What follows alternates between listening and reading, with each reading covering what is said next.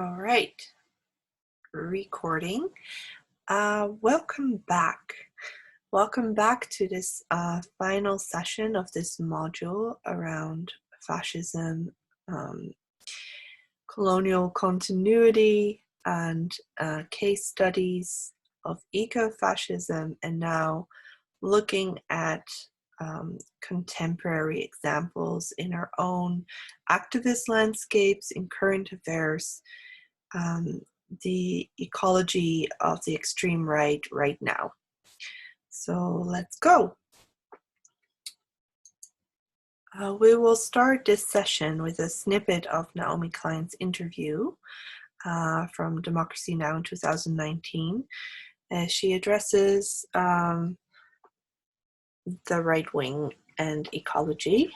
So let me just get to that. I think there's been a lot of focus in recent years about how do we change the minds of the climate deniers, right? I think the only thing scarier than a far-right racist movement that denies the reality of climate change is a far-right racist movement that doesn't deny the reality of climate change, that actually says this is happening, there are going to be many millions of people on the move, and we are going to use this abhorrent ideology that ranks the relative value of human life, that puts white Christians at the top of the hierarchy, that animalizes and otherizes everyone else, as the justification for allowing those people to die. And so, that is the significance of what happened in New Zealand, because I think it was the first time one of these attackers self-identified as eco-fascist. It's not the first time that climate change has been evoked by one of these killers. It was evoked by the Norwegian killer, Anders Breivik, who talked about how climate debt was one of the things he was upset about. He saw it as a conspiracy to redistribute the wealth of Europe and North America to the global south, because they understand that if climate change is real, it does require a redistribution of resources. And this is fundamentally at the heart of where we're at right now. We're at a crossroads where it's not about who denies it anymore. I think that within a few years, climate change denial as a force is going to have disappeared. The question is, in the face of this crisis, are we going to, we in the wealthy world, hoard what is left, lock out everybody else, see this resurgence in these abhorrent ideologies that never went away, and are we just going to take care of our own, as they say, or are we going to recognize that our fates are interconnected? So I'll stop it right there. You can watch the whole interview if you want to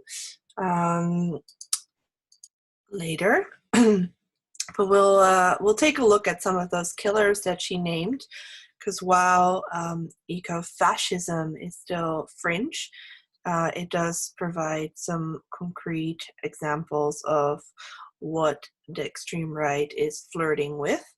And so here I put a few examples together. She was mentioning Anders Breivik in 2011, who killed 77 people. He himself was inspired by a manifesto of the Unabomber, who was active between 78 and 95, also self-identifying as a primitivist and environmentalist. Then we have Brenton Tarrant in the Christchurch shooting of 2019. He also wrote a manifesto. Tarrant declared himself a racist, ethno-nationalist, eco-fascist. And he himself, with his manifesto, inspired Philip Munhaus, the shooter at the mosque near Oslo in the same year. Also, we see in 2019 the El Paso shooter who killed 23 people. And we shouldn't forget that Richard Spencer, neo-Nazi, anti-Semitic, conspiracy theorist, and white supremacist, was also at the March of Charlottesville. He used environmental language to unite the right. So he said the obvious solution to the ravages of climate change, European countries should invest in national parks, wilderness preserves, and wildlife refuges, as well as productive and sustainable farms. The protesters in Charlottesville picked up on this theme, marching through the streets, chanting old Nazi slogans, blood and soil. Naomi Klein also talks in her book about ecofascism when she refers to the Jewish National Fund, something that she grew up with herself.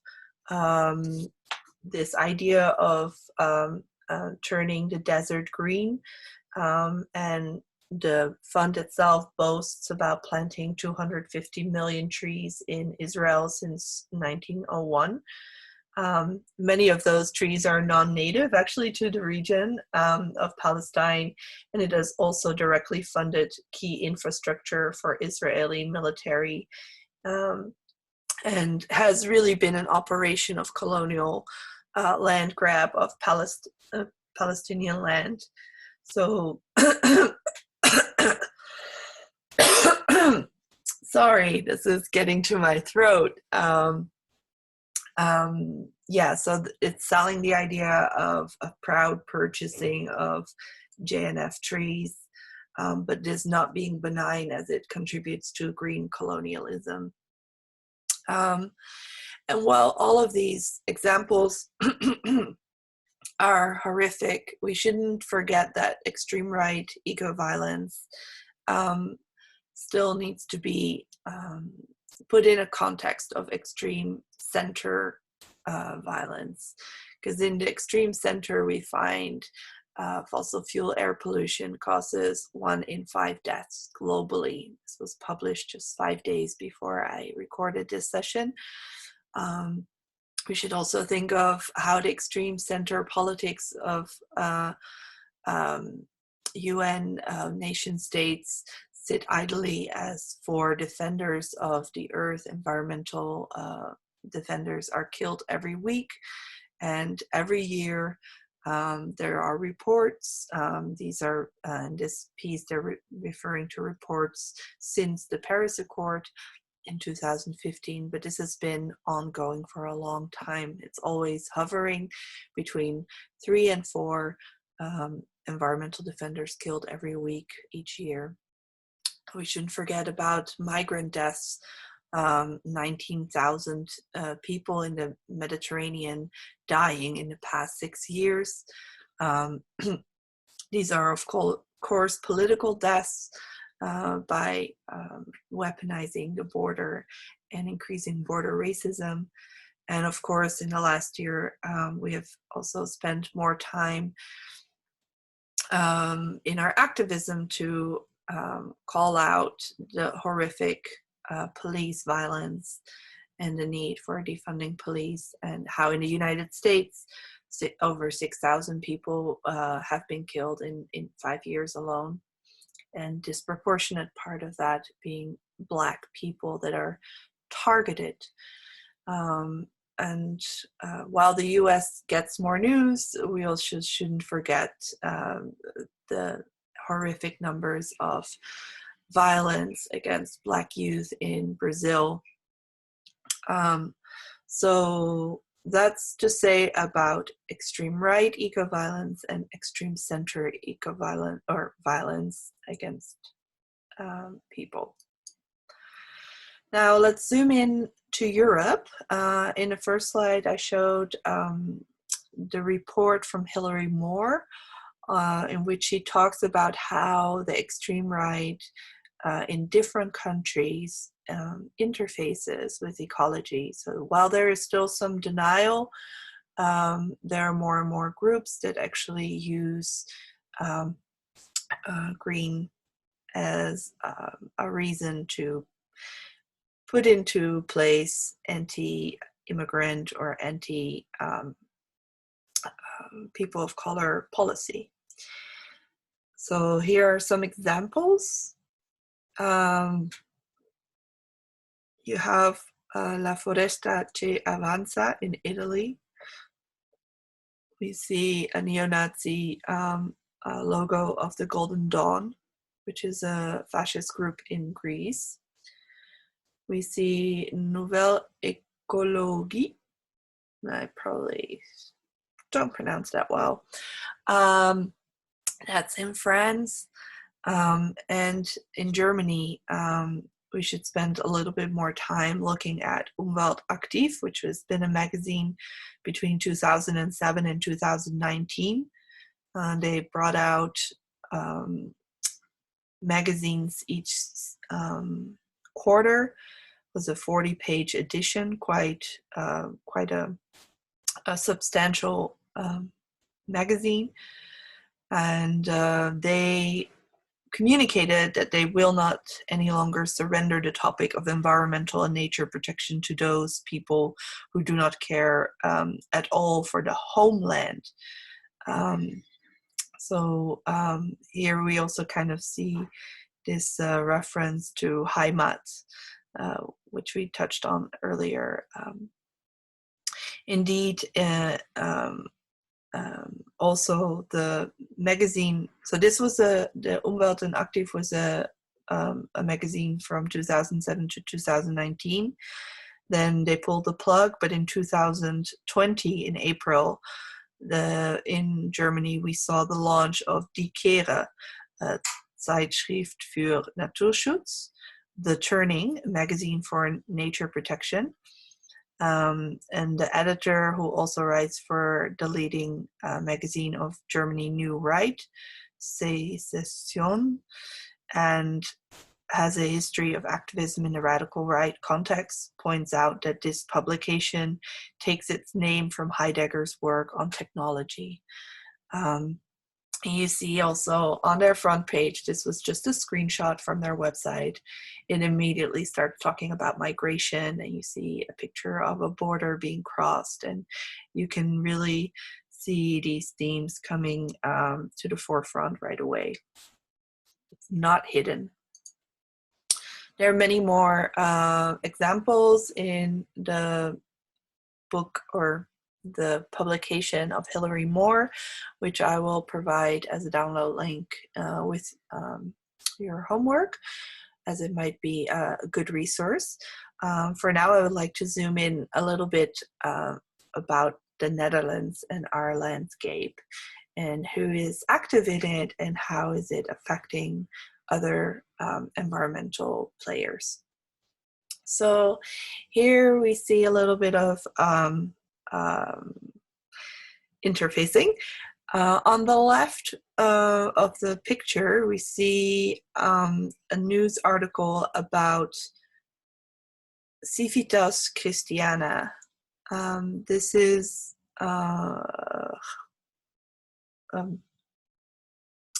Genootschap, an organization founded by Hugo Boss, and it's against revolutions, and it's for Christ and blackfacing. They are a think tank that actively inserts their frames against LGBTQI, Islam, climate movement, and anti-racism.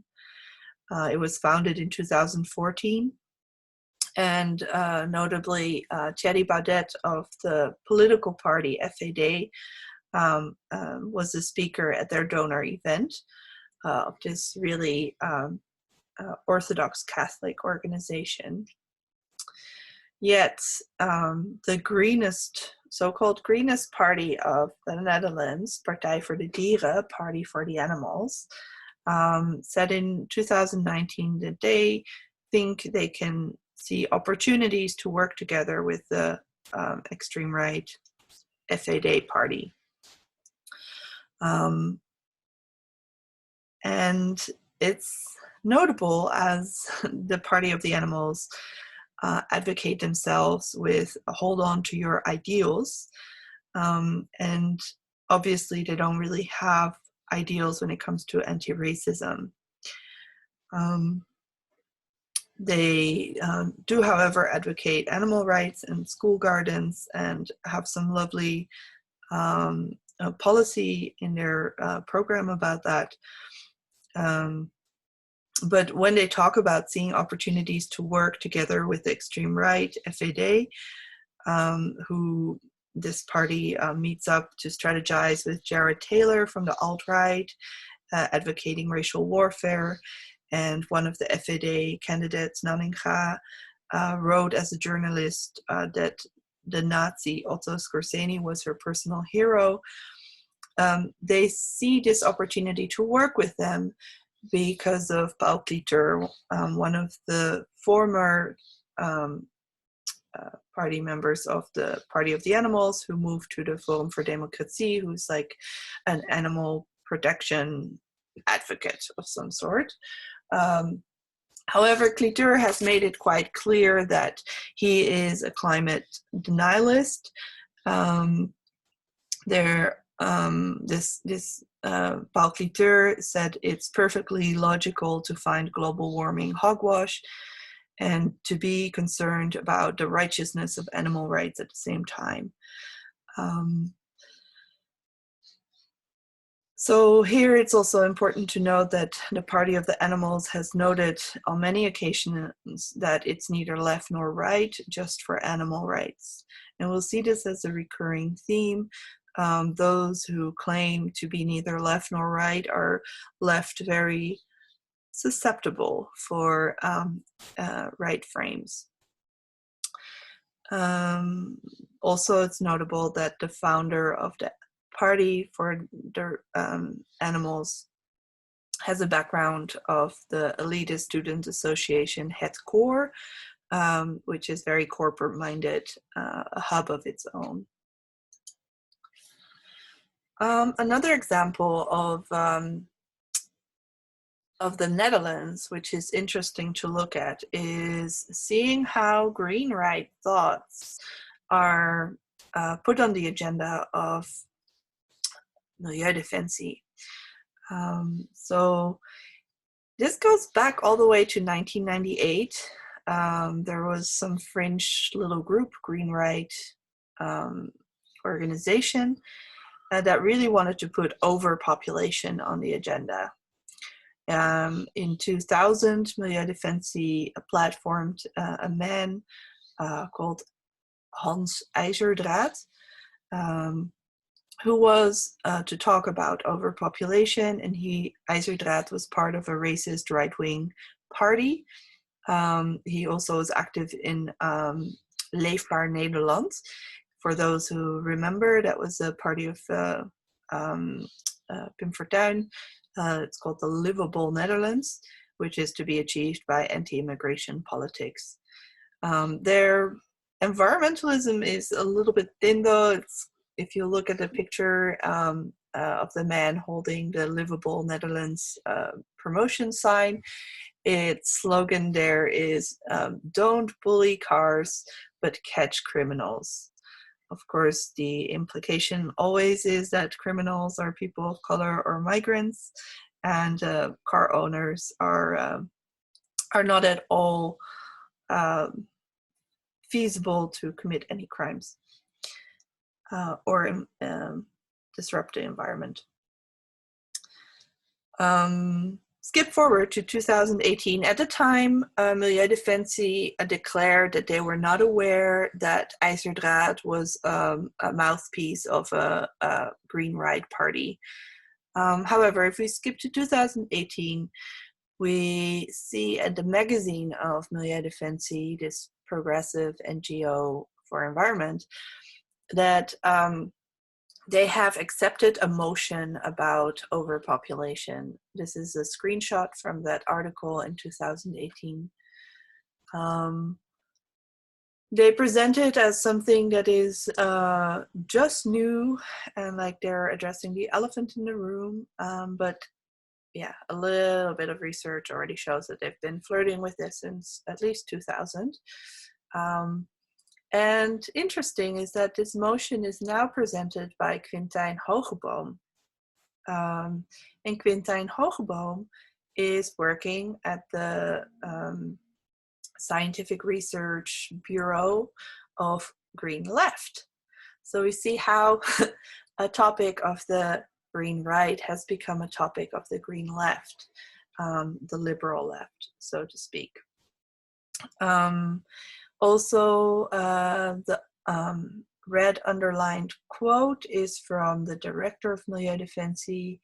He says, traditionally, you count or you calculate the environmental impact, of course, by multiplying the amount of people with consumption. So here, there is no true understanding that environmental impact is a thing that is unequally caused, and also needs to look at that major polluters are not the equivalent of a simple calculation of multiplying the amount of people, but looking at the particular power structure of certain companies and nation states to get away with major pollution, such as the army of the US that emits more pollution than 100 nation states put together. It kind of totally obliviates this kind of thinking and analysis. Also notably, as we're moving into election time in March, there is a new tiny fringe party on the horizon, which actually named itself Green Right. They only have 100 followers on Facebook, probably not likely to make it anywhere. They only have 5 candidates. But it is interesting for our analysis to see how of these 5 candidates, one of them, the number one, is so-called Islam expert, and the number 5 is actually, or the number 4 has its history on douane, which is borders, customs. And so we see again what the right frame, the right ecology frame is about.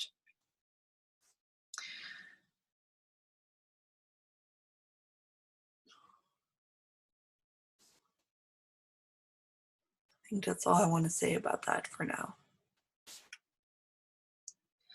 Another symptom or another example to look at of how this language of the green right pops up in progressive, so-called progressive NGOs is looking at the words of conservative Republican and journalist Ann Coulter.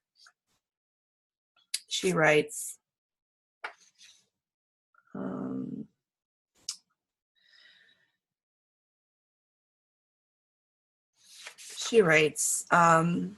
choose between a green America and a brown America. She also kind of adds to that her analysis that people can't help but notice the environmental damage being done by hundreds and thousands of Latin Americans clamoring across the border every year, setting fires, dumping litter, spray painting gang signs in our parks, and defacing ancient Indian petroglyphs. So she makes it here a case for the primitive societies are to blame for environmental destruction, and not colonial forces, settler colonialism that, you know, brought entire species to extinction. This is a complete ahistorical account. However, we should take a closer look at how this kind of language also pops up at Milieudefensie. For those who are not from the Netherlands and might not know this NGO, it is a sister organization of the Environmental Justice Friends of the Earth Network. And while in the Netherlands, their staff has been almost 100% white, which might not be entirely fair, because in the many times I visited their office, meeting many friendly people as well, I've always seen that in the canteen there's actually been a Black woman cleaning and occasionally a woman of color at the reception. But still assuming that they don't have much power over the frames that are used by this NGO. We should name another incident of their director speaking on a panel of Klimaatstrijd in crisistijd, hosted by TNI and Code Rood. We should choose between a green or a black new beginning after Corona. And this wasn't said once, slip of the tongue, it was said like 4 times.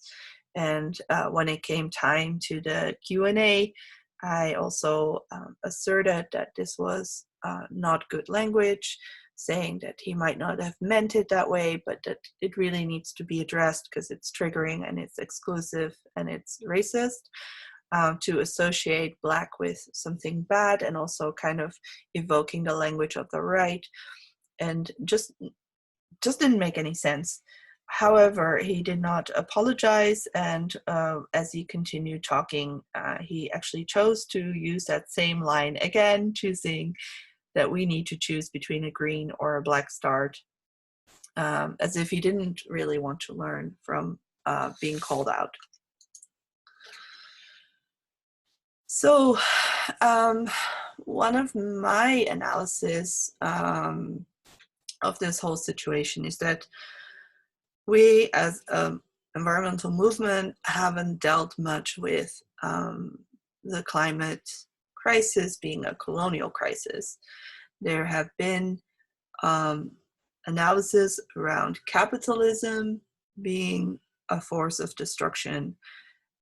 There has been some recognition of trauma, but we haven't really looked at the full picture of how climate breakdown is just the end result of a bigger puzzle.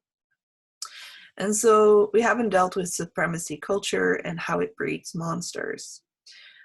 So here we see how these monsters kind of use the opportunity of climate change to advocate extreme measures and accelerationism. Accelerationism is a term for a fringe section of the extreme right that wants to speed up the breakdown of society and the racial wars. So here we see a t-shirt, help more bees, plant more trees, save deceased, shoot refugees. A very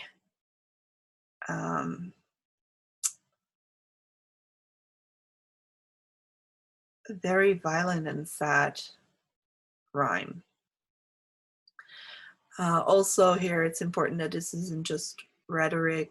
We should remember Defend Europe. It was a group that got out on a boat with the sole purpose to block aid boats at the Mediterranean Sea.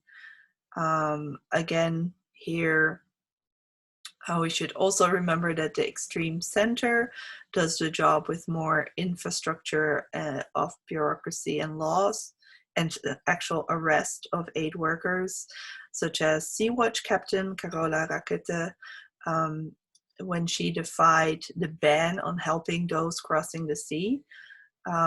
We should note that the Mediterranean Sea is already the deadliest border in the world, and that since 2000 there are recorded deaths of 33,000 migrants, or actually more than 33,000 migrants at the sea. So while the right always wants to present that overpopulation is an elephant in the room, a conundrum, it is actually the mythical cliche in the room that has always been counter-argued. There's been written many books, and the myths have been busted many times over, but it keeps popping up. So we'll deal with it a little bit more in the following slides. Oh, this is a moment to also come full circle and see how this also sits within XR. One thing that I wanted to note here is that this sentence, biodiversity is being annihilated around the world. Overseas, our seas are poisoned, acidic and rising. Flooding and desertifications will render vast tracts of land uninhabitable and lead to mass migration. So here in the Declaration of Rebellion, there are all these environmental catastrophes named, and then these catastrophes are named in a sum to lead to mass migration. Like, that is actually the problem. Now, I know from Facebook and from other social media that XR is also doing a lot of work with frontline communities and even anti-colonial communities. So this cannot be the monolithic view of all, but it is at a center spot of the Declaration of Rebellion that this language is being reproduced without a theory of a political theory, political analysis of how that reproduces the criminalization of migrants instead of the criminalization of border racism.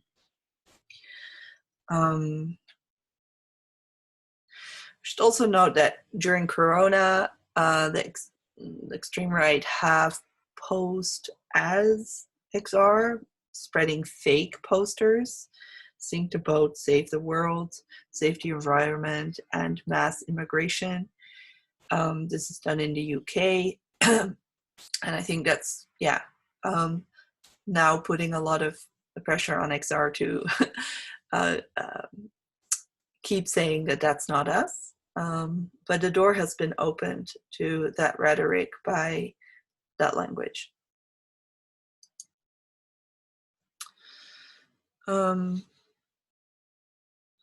So the rhetoric of overpopulation, it has been dealt with many times, but it's like a zombie that doesn't die. So let's look at how it has been buzzing through the environmental movement for a long time. Here we need to look at David Foreman and Pentti Linkola. And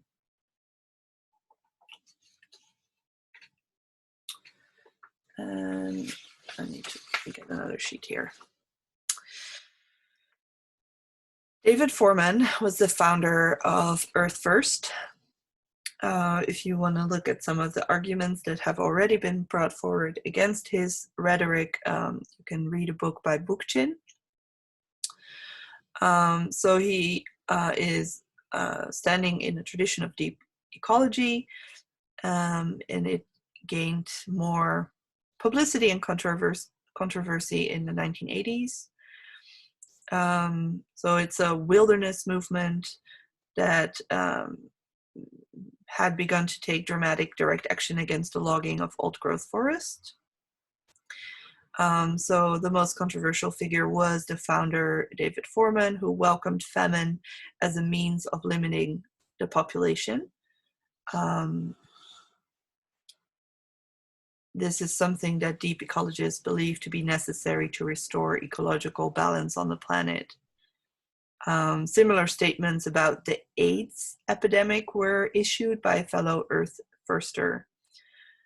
The implications are that if human beings are no better intrinsically than other animals, then their premature death is morally acceptable.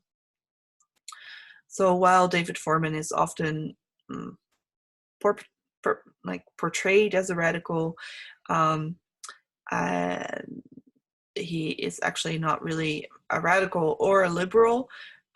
He thinks that Richard Nixon, was a great far-sighted statesman brimming with wisdom, and he actually blames the politically correct leftist Gestapo for diverting public attention from overpopulation.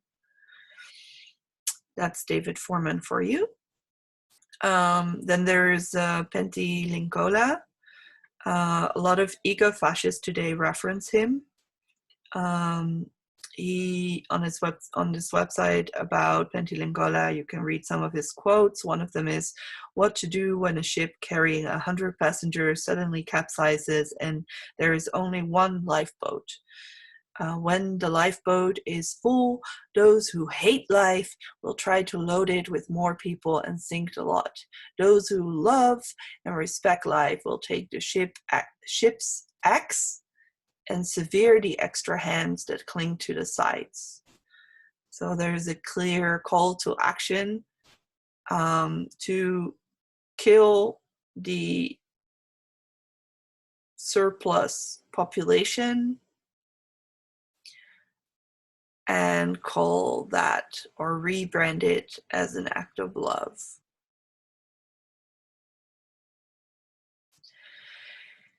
And I have to admit here that while making this whole series of fascism, ecofascism, and extreme right, there have been many moments that I had nightmares and I've not been sleeping well, and many things I already knew, but it was about letting it come close, sitting with it, and not just reading it as fact, which I've done before, but kind of sitting like, what are the implications for our movement as we as a group are actually talking about building anti-oppressive practices in our movements. And I have felt at many times a lot of overwhelm.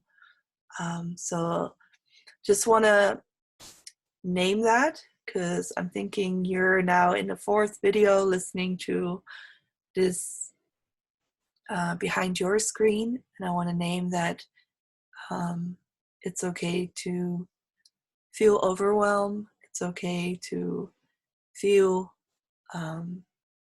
triggered, and that's why we also really wanted to invite everybody to keep a trigger journal and actually use that to reflect on and talk with your buddies about that.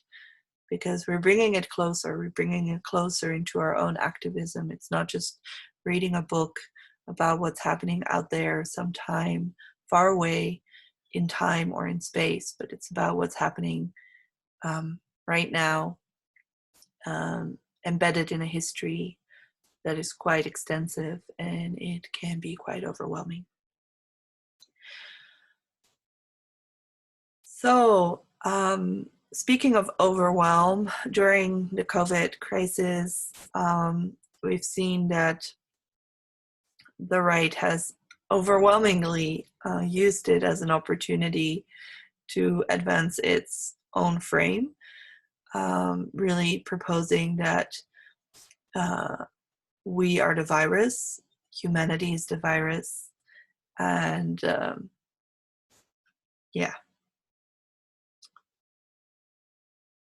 proposing that Earth is recovering due to Corona.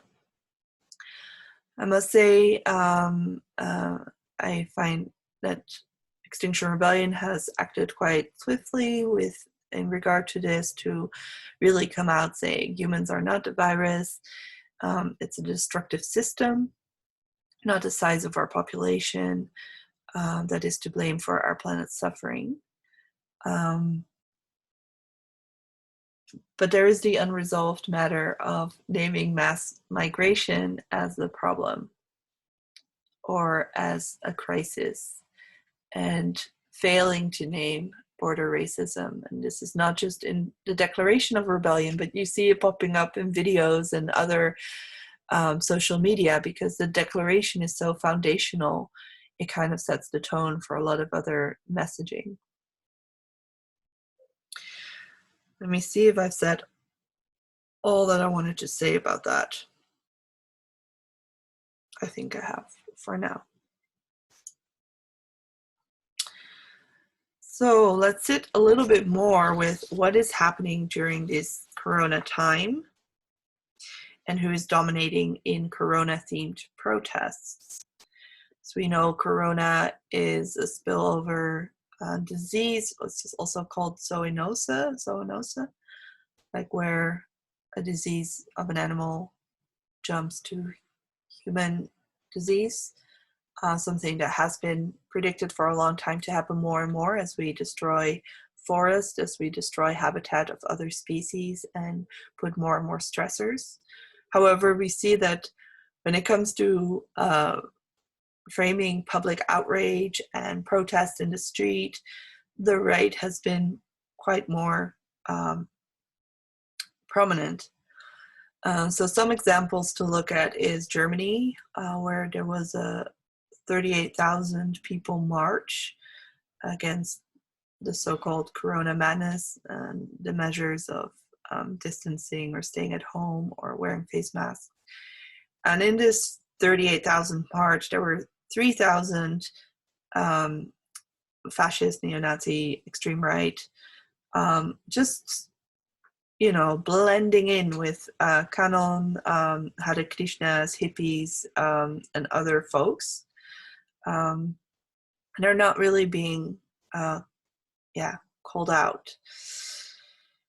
Also, we saw a few months back or a few months prior to the Capitol Hill attacks that there was a try to storm the Reichstag as virus protests escalate. And this was also a mix of extreme right and conspiracy theorist folks. In the press, this was definitely received a shock as the Reichstag it sits uncomfortably in all of our memories as the burning down of the Reichstag in 1933, which was really the moment that the Nazis could take the upper hand in government in Germany and install the Nazi rule. Also, we should note that this opportunism during Corona sits on an already longer, upcoming, rising, growing far right in Germany. Here we should note that last year was also a case of the confiscation of firearms, assault rifles, heavy machine guns that were found by far-right soldiers, and looking at where that weaponry came from, there was actually an investigation that showed that it was coming from all over Germany. So it was really showing that these military bases, because the bullets have names or things printed on it that makes it traceable from where it came from, have been infiltrated by military folks that can get their hands on these weapons and take it for themselves. The elite KSK is the Special Forces Division, have been very ripe with extreme right and fascist recruits. Also, there's been a kill list that was found a while back for people who were helping migrants and politicians and whatnot.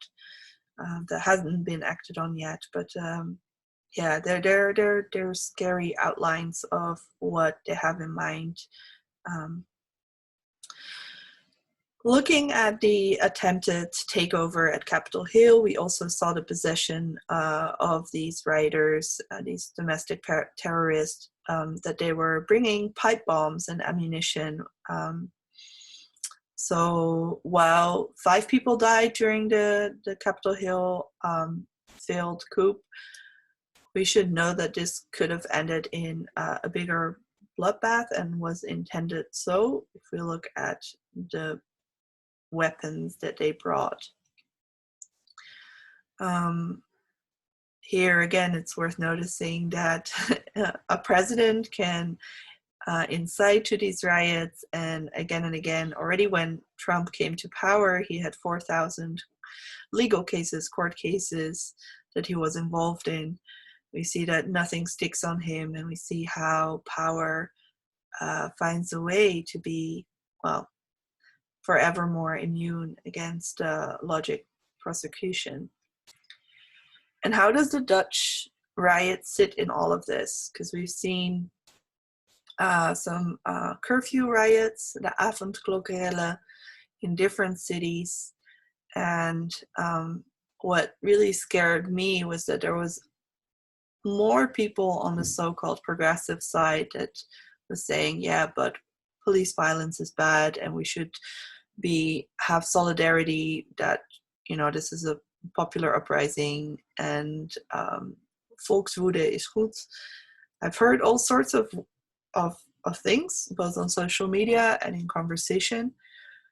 Well, I found a very gaping hole of a bigger analysis of how the extreme right was inciting to this. So we had in Urk the riot, PVV and FVD were inciting to riot there. Political parties. This has even been in mainstream news, not a secret, no conspiracy. Pegida was involved in Eindhoven. De Vent Emuiden tried to incite in Amsterdam. And this Trump fanatic, Arie Paap, that we see here next to Trump, posed himself as a victim of police.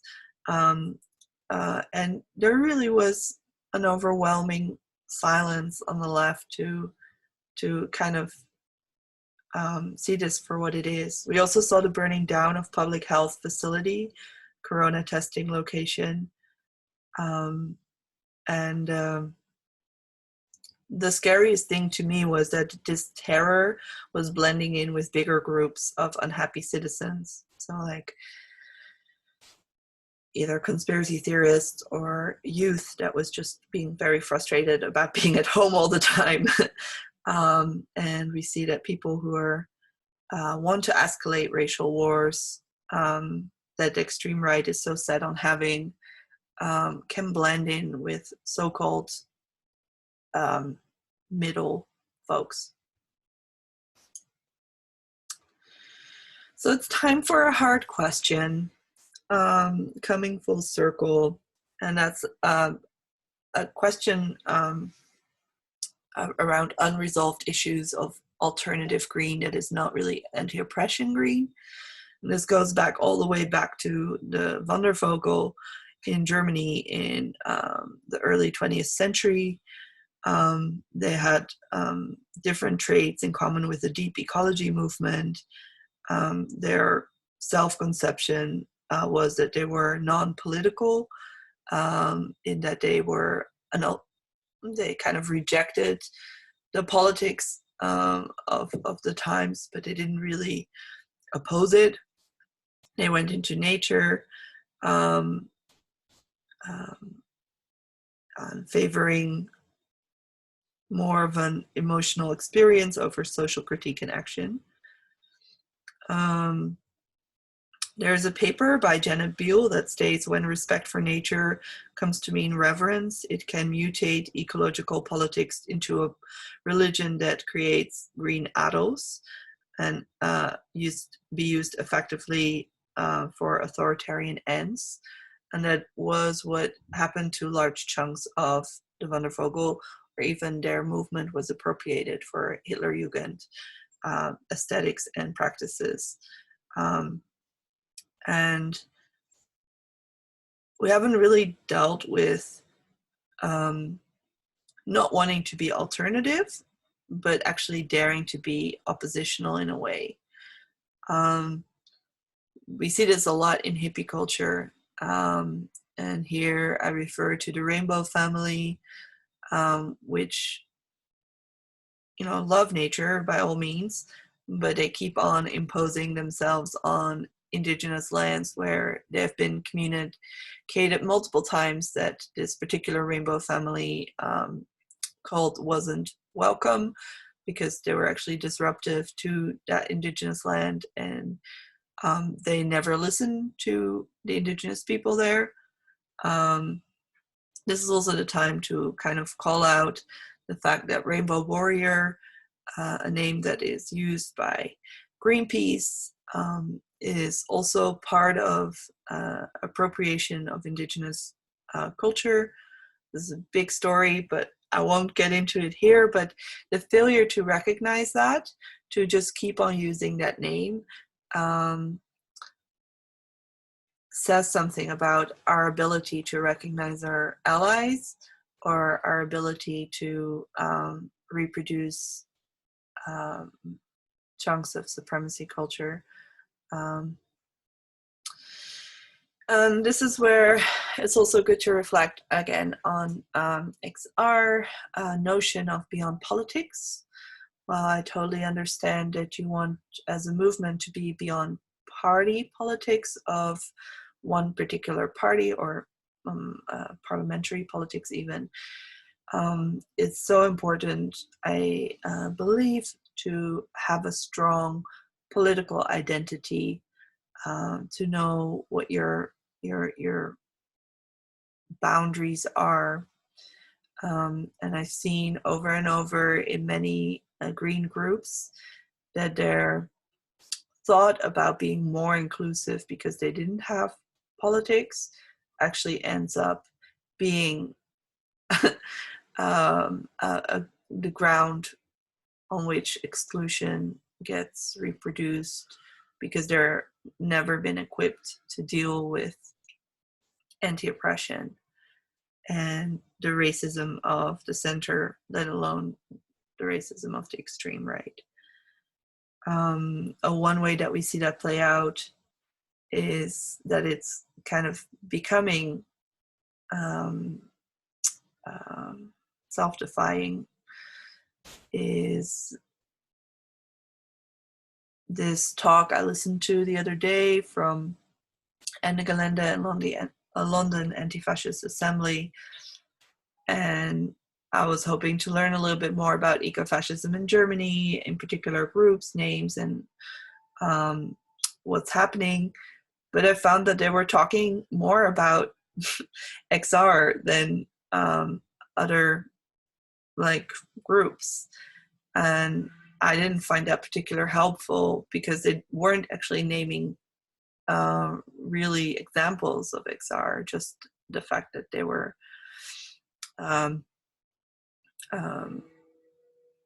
not happy with them.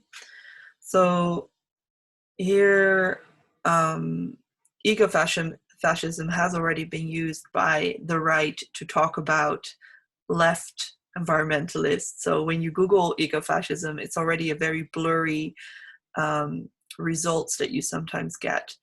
And here it's just so important that we understand what it actually means and how, we can make strategies, have strategical discussions and outcomes to keep it at bay.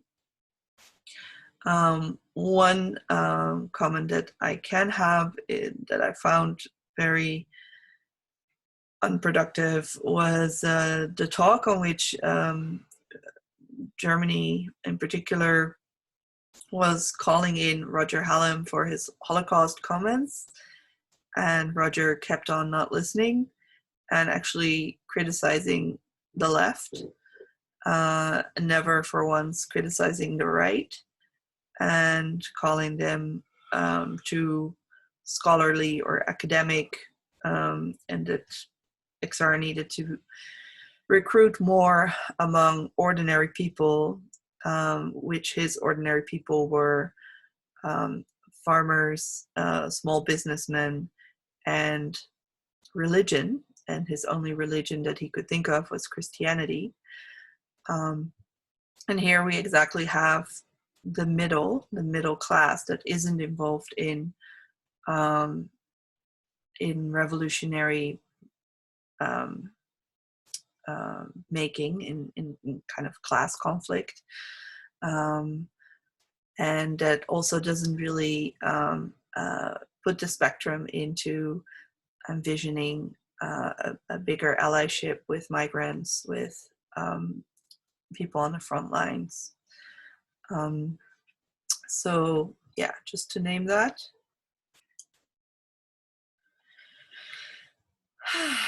So take a deep breath. This has been a very intense journey. I thank you all for your extreme beautiful dedication to go through both a stream of information as well as a stream of injustices that are painful to confront. But we have reached the end of this particular model, and it's time for some reflection. Here, I would like to make a final note about our homework assignment. So for this week, we have 4 different homework assignments, and you don't have to do them all. Every buddy team get assigned just one task, and in our session together, we will report back to each other. And the way we do that reporting is through sharing some mapping. So each exercise is actually a mapping exercise. And it's kind of a building on the notion of an exercise I'm sure you have done before about seeing the spectrum of like who are your active allies, who are your passive allies, who's neutral, who's passive opposition, who's active opposition. And we've all done that at some point, I believe. It's helpful, but I really want to kind of poke through some erasure or some colonial forgetfulness and rethink that exercise. So if we map through a historical analysis of colonial forgetfulness, we can find out more about who in the movement is actually fighting this anti-fascist creep and who could be considered our ally. Also do this with contemporary players. And that would allow us to map on a deeper level who we're standing with. And on the other side, really know antagonistic forces, the oppressive forces. If we want to be anti-oppression, you kind of have to know who you're dealing with. So this is about mapping who is producing eco-fascist discourse.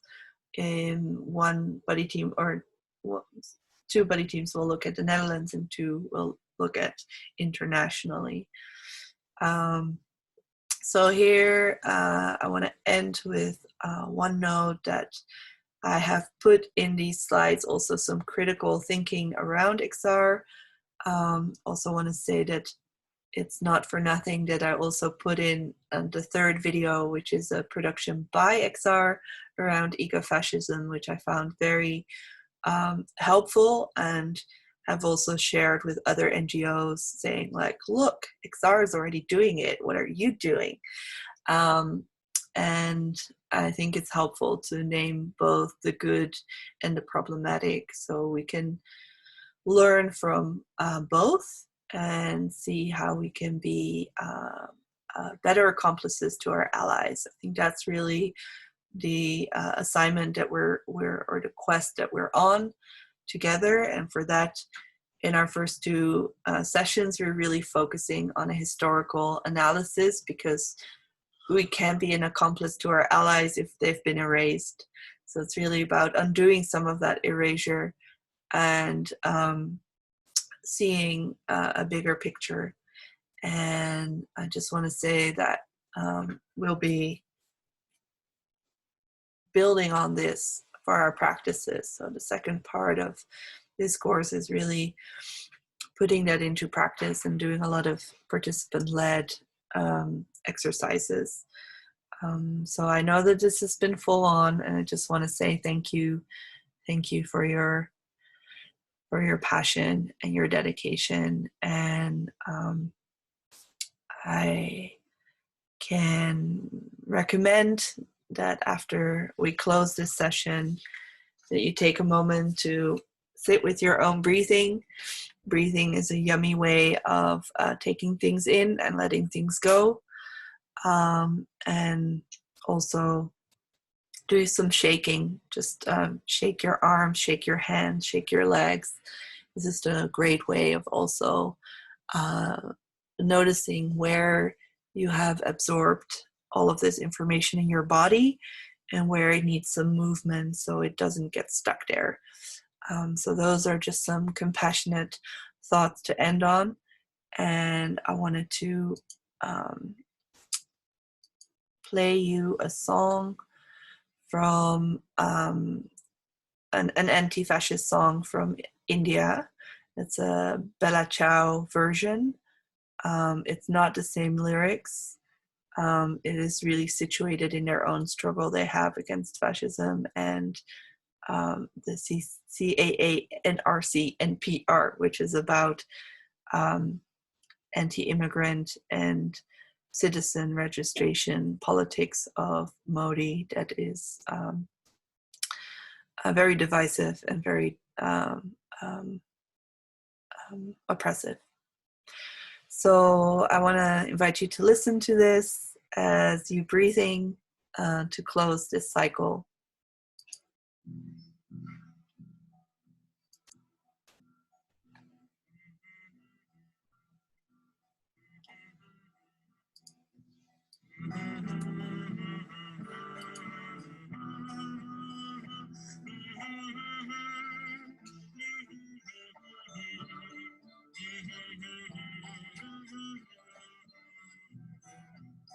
जब तक है बाकी सीने में दम गाएंगे है जालिम वापस जाओ जाओ जाओ फिर लहराएगी लाली गगन में मेरे इरादों की राख वापस जाओ अब तक झेलेंगे ये काली रातें ढकेले तुम्हें वापस जाओ जाओ जाओ कूचे कूचे से गूंजे है नारे ऐ जालिम वापस जाओ जाओ जाओ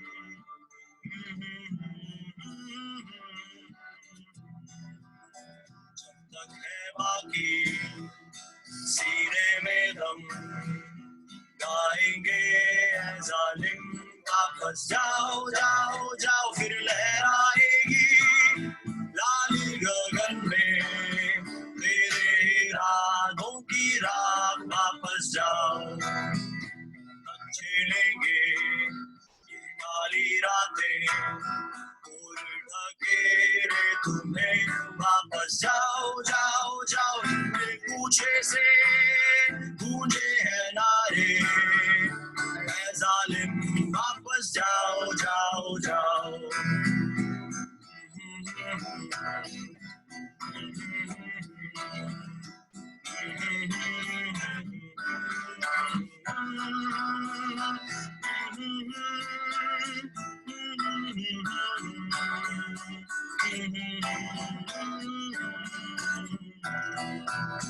हम सब मिलकर अब करते ऐला है हम ठुकराते तुम्हें वापस जाओ जाओ जाओ बुलंद आवाज़ें सुनकर वो कांपे मिलकर चिल्लाओ वापस जाओ जाओ जाओ बुलंद आवाज़ें सुनकर वो कांपे मिलकर चिल्लाओ वापस जाओ जाओ जाओ जालिम जाओ वापस जाओ जाओ जाओ जालिम जाओ वापस जाओ जाओ जाओ जालिम जाओ वापस जाओ जाओ जाओ